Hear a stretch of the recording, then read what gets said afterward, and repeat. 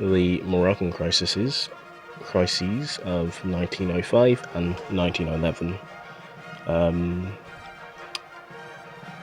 sowing the seeds of hatred for France and Germany. Three crises made the world almost go to war before the assassinations of Archduke Franz Ferdinand, the two Moroccan crisis of 1905 and 1911, and the annexation of Bosnia-Herzegovina. Well, that's a video for the Russian Empire.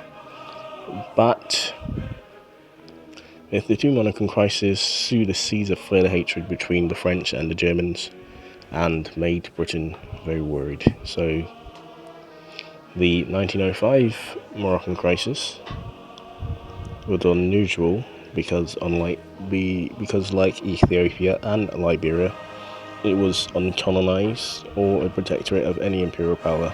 But France wanted to change this, but at the same time the French couldn't just invade Morocco and seize it for themselves because she didn't want to anger her imperial rivals who already signed a scramble for Africa, upsetting the balance and trade and businesses and commerce in Morocco at the time. So France would have to do some political maneuvering. So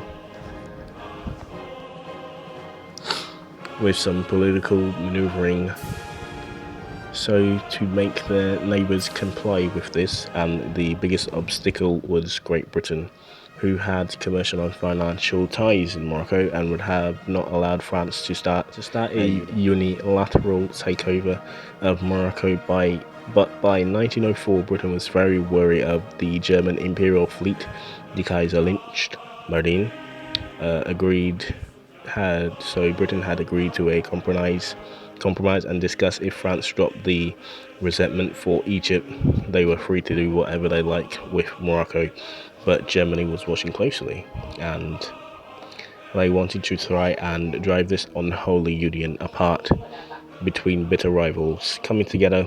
So while on a cruise in the Mediterranean, the Kaiser stopped in Morocco and gave a speech to the Moroccan people. This speech was to test the relationship between Britain and France.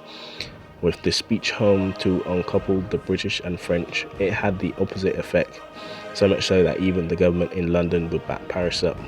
This was because the British thought the Germans were trying to get a lease on an Atlantic port in Morocco, which would be next to the Straits of Gibraltar, basically, and all the political shake-up looked like a repeat of 1870 might happen again as both countries moved their armies to the border, called up people that were going on leave and reservists. But the crisis was settled by diplomatical resolution as the Sultan of Morocco appealed for an international convention to talk about the state of his country.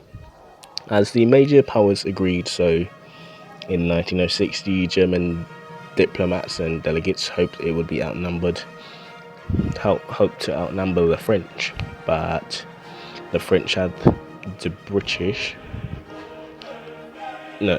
outnumber the British and French and stop France from having complete control over Morocco. But instead it was the other way around, as they were outnumbered by Spain, Russia, France, Britain, even America, and even Germany's own ally Italy, and even Austria-Hungary backed them half-heartedly, kinda. At the end, they just agreed that France and Spain had special rights in Morocco.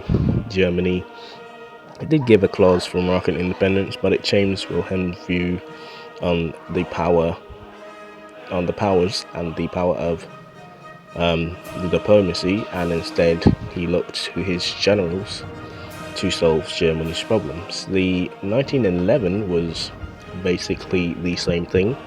It was the closest, though, that the powers got to war before 1914, as a rebellion broke out again in Morocco against the Moroccan Sultan, and the French were glad because this was a pretext to send troops to crush the rebellion, protect French lives and business, and never leave Morocco again. And Germany was enraged or outraged at this when they put a clause in for Moroccan independence 3 years earlier and wanted compensation for France's actions, and sent a and sent the gunboat Panther to the Moroccan port of Agadir, to make the French give large territory concessions in West Africa and to get a large naval base. So the British and Russians backed up the French, though, in Morocco, and Germany was alone again, as Austria said it had no right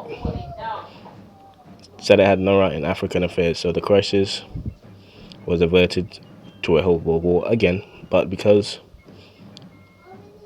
so crises are normally averted because one or more nations back down, and some were not ready for war, or was it in their best interest to go to war.